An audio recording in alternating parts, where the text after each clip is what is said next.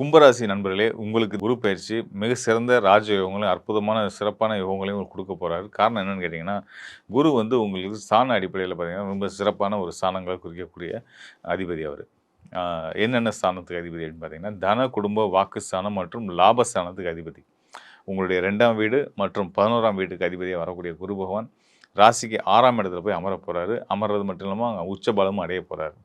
குரு வந்து 12 ஆண்டுகளுக்கு பிறகு கடக ராசிக்குள்ள வந்து உச்ச பலம் அடைகிறது கும்ப ராசிக்காரர்களுக்கு பல நல்ல முன்னேற்றங்கள குடுக்க போறான்றதுக்கான அர்த்தம் அதுதான்.